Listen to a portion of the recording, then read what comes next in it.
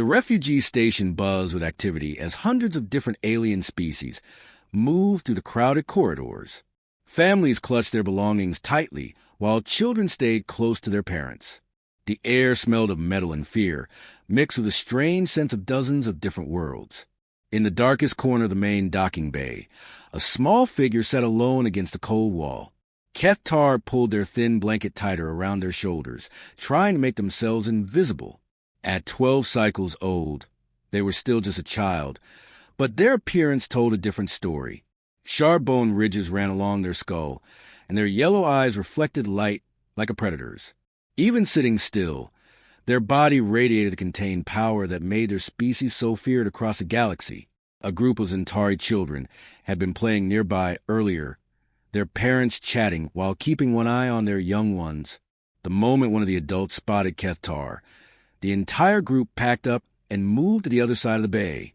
The parent had whispered something about dangerous bloodlines and born killers while hurrying their children away. This happened everywhere Kethtar went. It didn't matter that they had never hurt anyone, or that they were just as scared and hungry as any other refugee. One look at their features, and everyone knew what they were. A Vorthak, the nightmare species that had conquered 17 star systems and shown no mercy to anyone who stood in their way. The sound of heavy boots echoed across the metal floor. Kethtar looked up to see Commander Blake Morrison approaching with 2 security guards. The human official's face showed no emotion as he stopped a few feet away from where Kethtar sat. "I'm sorry, but we cannot accommodate you here," Morrison said, his voice carrying the weight of a final decision. "The other species have made their position clear. Your presence endangers everyone on the station." Kethtar felt their heart sink.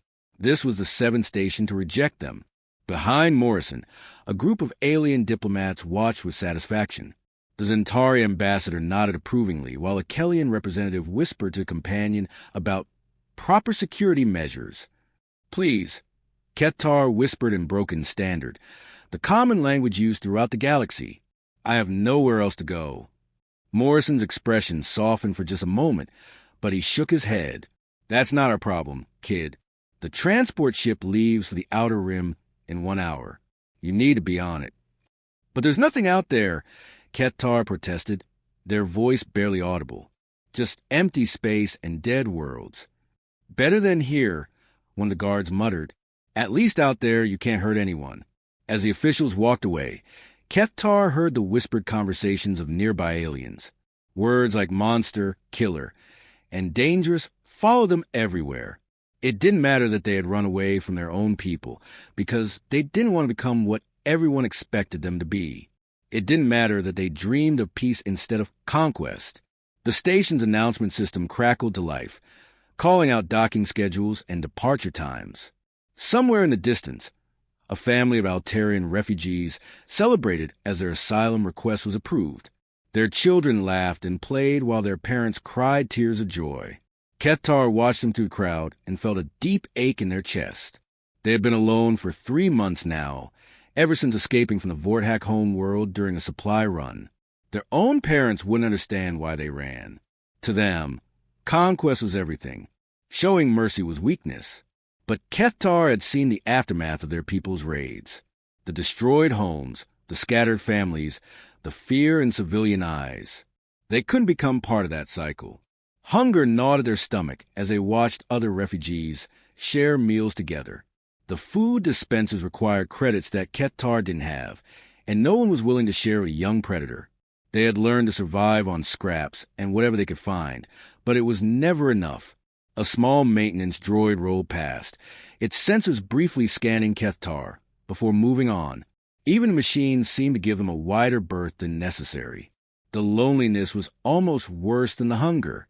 Every night, they dreamed of having someone to talk to, someone who might see past their species and understand that they were trying to be different. The transport ship's engines began warming up in the distance. Soon, they would have to board that vessel and travel to galaxy's forgotten edges, where failed colonies and broken dreams went to die. Out there, they would be truly alone, with no hope of ever finding acceptance among the civilized worlds. Kethtar closed her eyes and tried not to think about what came next. In the bustling refugee station, Surrounded by hundreds of beings from across the galaxy, they had never felt more isolated. Tomorrow would bring new challenges. But tonight, they were just a frightened child with nowhere to call home. The sleek hull of the UES Endeavour glided smoothly into Docking Bay 12, its engines humming with quiet power. Captain James Mitchell stood at the observation deck, watching the docking procedure with practiced eyes. After 15 years commanding vessels in deep space, these routine stops had become second nature to him. "Docking complete, Captain," announced Lieutenant Lisa Roberts from her position at the control panel. "All systems showing green.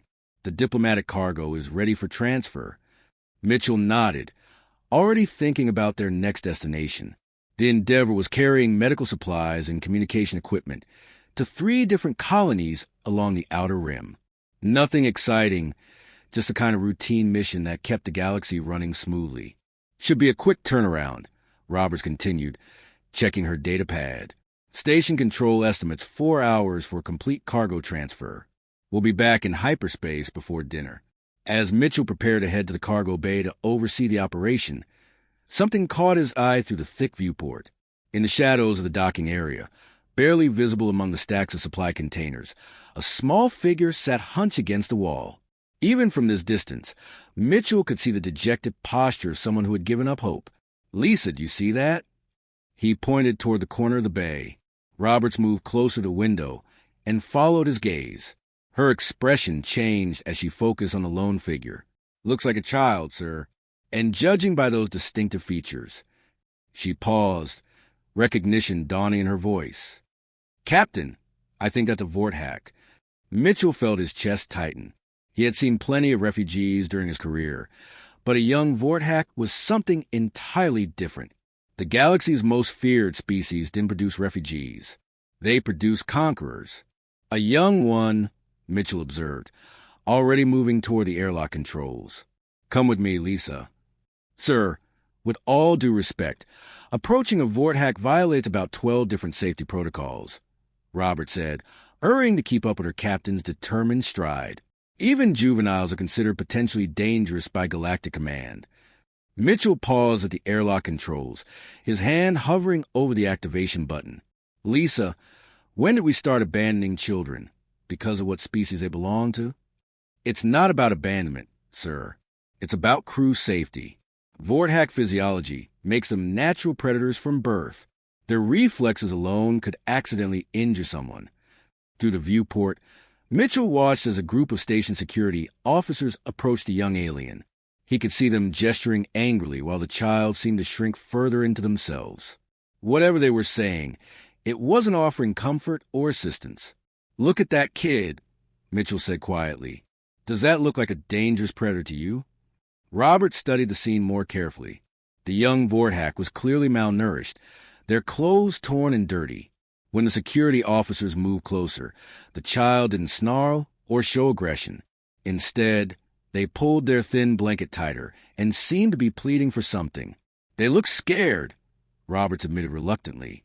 "Exactly." Mitchell activated the airlock sequence. "I'm going down there." The docking bay was filled with the usual chaos of a busy station. Cargo loaders moved between ships while passengers hurried toward their connections. The air hummed with conversations in dozens of languages. But Mitchell noticed how a wide circle of empty space surrounded the young Vorthak. As he approached, the station security officers turned to face him. Their leader, a stern-faced human wearing commander's insignia, held up a warning hand. "Captain, I strongly advise you to maintain distance," the security chief said. "This is a Vorthak. We're arranging transport to remove it from the station." "Remove them to where?" Mitchell asked, still walking closer to the child. "That's not really our concern. Somewhere far from civilian populations." Mitchell ignored the officer's protests and approached Ketar with slow, deliberate movements. The young alien looked up with wary yellow eyes, their muscles tensed as if ready to run at the first sign of danger. Up close, Mitchell could see that they were much smaller than he had expected, probably no older than a human 12-year-old. "Hey there," Mitchell said gently, crouching down to bring himself to the child's eye level. "I'm James. What's your name?" Ketar stared at him in confusion. No adult had spoken to them kindly in months. They glanced nervously at the security officers, then back at the strange human who didn't seem afraid. Kethtar, they whispered in heavily accented Standard. That's a good name, Mitchell smiled. Kethtar, are you hungry? The young alien's eyes widened with surprise. They nodded slowly, still unsure if this was some kind of trick. Captain, what are you doing? Roberts called from behind him, her voice tight with concern. Mitchell stood up slowly, extending his hand toward Kethtar. I'm offering help to someone who needs it. He looked directly at the young alien. Would you like to come aboard our ship? We have food and a warm place to sleep. The security officers began protesting immediately, but Mitchell's attention remained focused on Kethtar. After a long moment, the young Vorthak reached out tentatively and took his offered hand. 3 days had passed since the Endeavour left the station, and the ship's routine had quietly adjusted to include their unexpected passenger. Dr. Henry Walsh finished reviewing the medical scans in his office, shaking his head in amazement at what he had discovered about their young guest. Captain, you need to see this, Walsh said as Mitchell entered the medical bay. I've been studying Kethtar's physiology, and the results are fascinating. On the examination table, Kethtar sat patiently while Petty Officer Lisa Thompson showed them how to operate a simple handheld device. The young Vorthak's initial terror of the medical equipment had gradually faded over the past few days, thanks to Thompson's gentle approach and endless patience. What did you find? Mitchell asked, watching as Kethtar successfully completed the coordination test Thompson had given them. Walsh pulled up a holographic display, showing brain scan results. Their neural pathways are unlike anything I've seen before. Adult Vorthak brains show very rigid patterns focused on aggression, territorial behavior, and pack dominance. But look at this. He highlighted different sections of Kethtar's brain scan. These pathways are still forming. It's as if their mind is waiting to decide what kind of person they'll become. You mean they're not naturally violent? That's just it. They have the capacity for incredible violence, but they also have the potential for something completely different. Their brain is still plastic enough to develop empathy, cooperation, even altruism. Adult Vorthak lose this flexibility as they mature. In the recreation room down the hall, Thompson was teaching Kethtar a card game called Hearts. The young alien had initially been confused by the concept of taking turns and following rules that didn't involve dominance or submission. So I can't just take all the cards? Kethtar asked, their yellow eyes bright with curiosity. Thompson laughed. No, that would make the game pretty boring for everyone else. The fun comes from playing together and seeing who could be the most clever. Kethtar studied their cards carefully, then made their play. When Thompson praised their strategic thinking, the young Vorthak's face lit up with pride. It was expression no adult human had ever seen on a Vorthak face before. You're getting really good at this, Thompson said warmly. Want to try teaching the game to someone else? Corporal Martinez said he'd be interested in learning. The idea of teaching rather than competing seemed to surprise Kethtar. You wanted to help others learn? That's what friends do, Thompson replied simply. Meanwhile, the ship's communication array buzzed constantly with angry messages from various alien governments. The Zentari ambassador's latest transmission was particularly heated, demanding the immediate surrender of what he called the Vorthak spawn. By harboring this creature, humanity risks the security of the entire sector. The ambassador's recorded message played in Mitchell's quarters. We demand immediate compliance with interspecies safety protocols. Mitchell deleted the message without finishing it, just as he had done with the previous dozen similar communications. His crew had initially been nervous about having a young Vorthak aboard, but their attitude was slowly changing as they observed Kethtar's behavior. In the ship's workshop, Chief Engineer Robert Hayes watched in amazement as Kethtar helped repair a damaged circuit panel. The young alien's enhanced senses allowed them to detect problems that human instruments couldn't pick up. There's a microfracture in the secondary relay, Kethtar said, pointing to a component that looked perfectly fine to Hayes. I can hear it sparking. Hayes ran his scanner over the area and confirmed the diagnosis. How did you know that? My people have very good hearing, Kethtar explained. We use it for hunting, but I like using it to fix things instead. The comment struck Hayes deeply. Here was a being whose species had terrorized the galaxy, choosing to use their natural abilities to help rather than harm. During evening meal times, Ketar had begun joining the crew in the mess hall. Initially, conversations would stop when they entered the room, but gradually, people started including them in discussions about ship operations, stories from their homeworlds, and plans for their next shore leave. The thing about Vorthak, Ketar said one evening while sharing dessert with several crew members, is that we're taught from birth that weakness is death. But living with you humans, I'm learning that kindness isn't weakness. It's actually much harder than being cruel. Sergeant William Davies, who had initially been one of the most skeptical crew members, found himself nodding in agreement. Kid's got a point. Takes real strength to choose to help others when you could easily hurt them instead. Dr. Walsh's research continued to reveal surprising findings about Vorthak development. Unlike adult members of their species, young Vorthak possessed mirror neurons that allowed them to feel empathy for others. This biological capacity for compassion disappeared as they matured in traditional Vorthak society, but exposure to different social patterns could preserve and strengthen it. We're not just giving them shelter, Walsh explained to Mitchell during their daily briefings. We're literally shaping what kind of adult they'll become. Every kind interaction, every lesson in cooperation, is rewiring their brain for peace instead of war. As the days passed, it became clear that the galaxy's assumptions about the Vorthak species might be tragically wrong. Perhaps they weren't born monsters after all, but rather victims of society that forced them to become what others feared most. The peaceful routine aboard the Endeavour shattered in an instant as alarm klaxons screamed throughout the ship. Red warning lights bathed the corridors in an ominous glow while crew members ran to their battle stations. Captain Mitchell burst onto the bridge, his heart pounding as he saw what had triggered the emergency. 3 massive Vorthak warships hung in space before them, their dark hulls bristling with enough firepower to destroy a small moon. Each vessel was at least twice the size of the Endeavour, built for one purpose: war. Their angular designs and weapon arrays spoke of a species that had perfected the art of destruction over countless battles. How did they find us? Lieutenant Roberts asked, her fingers flying over the tactical display. We're in neutral space, nowhere near any major shipping lanes. Mitchell's jaw tightened as he stared at the enemy vessels. Deep down, he already knew the answer. They're tracking Kethtar. Somehow, they followed the kid's trail. The communication system crackled to life, and the bridge screen filled with a terrifying image of a Vorthak war chief. The massive alien's face was a map of old battles, with scars crossing his bone ridges, and one eye replaced with a mechanical implant. When he spoke, his voice carried the weight of 1,000 conquered worlds.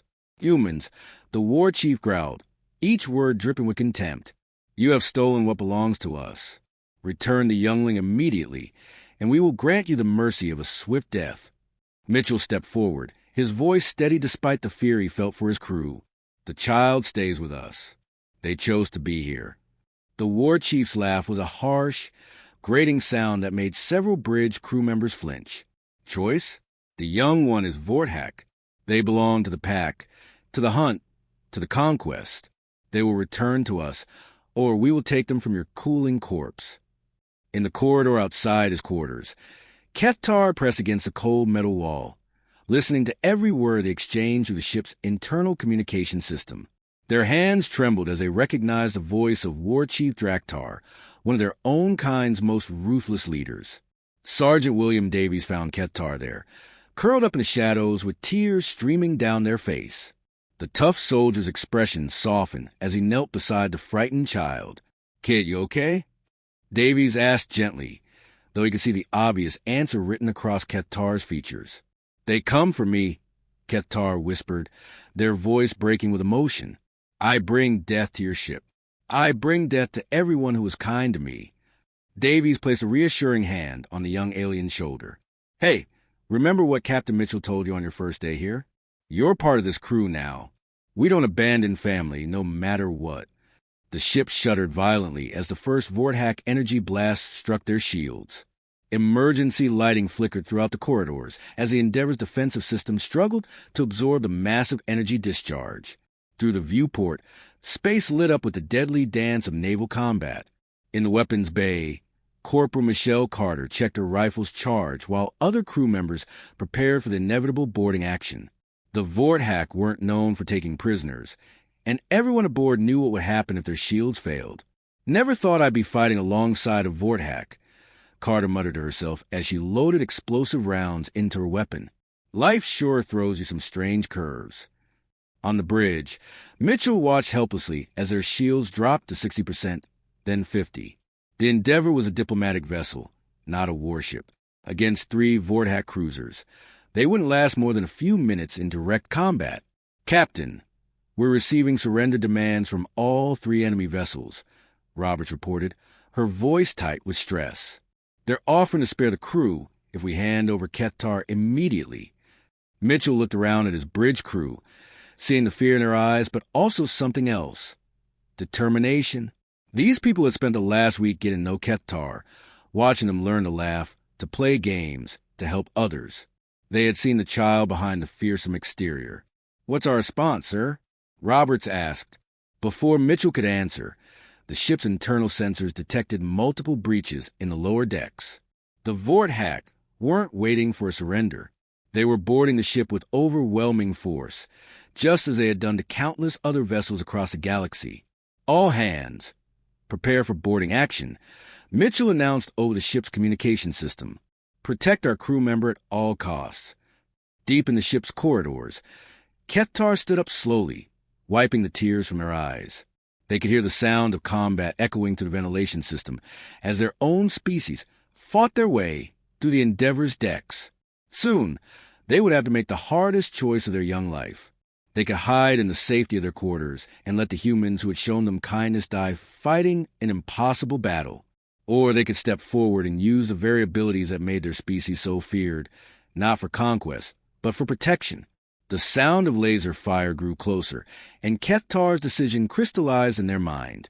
The corridors of the Endeavor echoed with the thunderous sounds of battle as Vorthack warriors stormed to the breached hull sections. Their massive forms moved with deadly precision, cutting through the ship's defenses like a hot knife through butter. Captain Mitchell coordinated the desperate defense on the bridge, while his crew fought with everything they had against an enemy that seemed unstoppable. On Deck 7, Sergeant Davies found himself trapped in a maintenance corridor with 2 other crew members. 3 adult Vorthack warriors had cornered them, their yellow eyes blazing with the thrill of the hunt. These weren't just soldiers. They were apex predators enjoying their natural element. "Stay behind me," Davies whispered to younger crew members, raising his rifle even though he knew it would barely slow down their attackers. The lead Vorthack warrior stepped forward, its claws extending with metallic scraping sound that sent chills down Davies' spine. Just as the warriors prepared to strike, a smaller figure leaped between them and the cornered humans.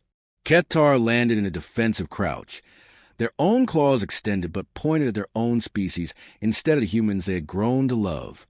The challenge cry that erupted from Kethtar's throat was pure Vorthack, ancient and primal. It spoke of pack loyalty, territorial defense, and the sacred duty to protect one's chosen family. For a moment that felt like eternity, the adult warriors hesitated in confusion. Never before had they heard such a call from a youngling defending aliens. In that precious instant of hesitation, Davies and his team struck back. Their weapons found their marks while the Vorthack were distracted, even the odds just enough to turn the tide of that particular skirmish. Similar scenes played out throughout the ship as Kethtar moved through the battle zones like a ghost. Their intimate knowledge of Vorthack tactics, combined with their smaller size and unexpected loyalty to humans, created chaos among the boarding parties. Adult warriors found themselves facing an opponent who knew exactly how they would attack, and was willing to use that knowledge to protect the very species they were supposed to help conquer. In the engineering section, Chief Hayes and his team had barricaded themselves behind heavy machinery when Kethtar appeared. The young alien quickly assessed the tactical situation and pointed to a specific power coupling. "Cut that line," Kethtar said urgently. "When the warriors reach this section, it will overload their armor shielding systems." Hayes didn't hesitate. He had learned to trust Kettar's insights over the past weeks. The trap worked perfectly, disabling 2 Vorthack warriors and giving the engineering team a chance to escape to a more defensible position. Throughout the battle, Kethtar used their abilities not to kill, but to protect and misdirect. They would appear suddenly to guide human defenders to safety, then vanish before the adult Vorthak could corner them. Their knowledge of their species' weaknesses became the Endeavor's greatest weapon. The final confrontation came in the main cargo bay, where War Chief Draktar had finally tracked down his quarry. The massive Vorthak leader stood nearly 8 feet tall, his scarred hide bearing the trophies of countless victories. Behind him, the cargo bay doors showed the cold stars of space, framed by the wreckage of what had been a peaceful diplomatic mission. Kethtar stood in the center of the bay, no longer hiding or running. Around them, a small group of human crew members had formed a protective circle, their weapons trained on the war chief despite knowing they couldn't hope to win against such a formidable opponent. Youngling, Draktar growled in the ancient Vorthak tongue. You have brought shame upon our bloodline. You fight alongside prey instead of consuming them. I am no longer yours command. Kethtar replied in the same language, their voice carrying a strength that surprised even themselves. I choose my own pack. The war chief's mechanical, I word as it focused on the humans surrounding Kethtar. You betray your own blood for these weak creatures. You choose extinction over glory. Kethtar stepped forward, and despite their small size, there was something in their posture that made even the war chief pause. I choose to build instead of destroy. I choose to protect instead of conquer. If that makes me weak in your eyes, then I accept that weakness. The battle that followed was brief but decisive. Kethtar didn't try to overpower the war chief. Instead, they used speed and intelligence to create openings for their human family. When the dust settled, Draktar lay defeated, and the remaining Vorthak warriors retreated to their ships in confusion and shame. 6 months later, Ensign Kethtar Mitchell stood at attention in the main auditorium of Starfleet Academy. They had taken Captain Mitchell's surname, as was human custom for adopted family, officially becoming the first Vorthak to serve in human space forces. Admiral Patricia Stone stepped forward with a Galactic Service Medal, a decoration rarely given to beings so young, for extraordinary courage in the face of overwhelming odds, and for proving that the choices we make define us more than the circumstances of our birth. The Admiral announced the packed auditorium. In the audience, Captain Mitchell watched with quiet pride as his adopted child graduated with full honors. Around the galaxy, other young aliens who had been rejected by their own societies watched the ceremony broadcasts, finally seeing a path forward that didn't require them to become what others expected. The news networks called it a miracle. The military experts called it unprecedented. But for the crew of the Endeavor, it was simply the natural result of giving someone a chance to choose who they wanted to become. Kethtar had started their journey as an outcast, rejected by every species in the galaxy except one. They ended it as a symbol of hope, proving that even the most feared bloodlines could produce heroes when given love instead of hatred. The Predator's offspring had found their true calling, not in conquest, but in protection. They would spend their career hunting for peace, justice, and the safety of those who couldn't protect themselves. And somewhere in the vast darkness of space, other young outcasts saw their example and dared to hope that they too might find a family willing to see past their species to the person they could become.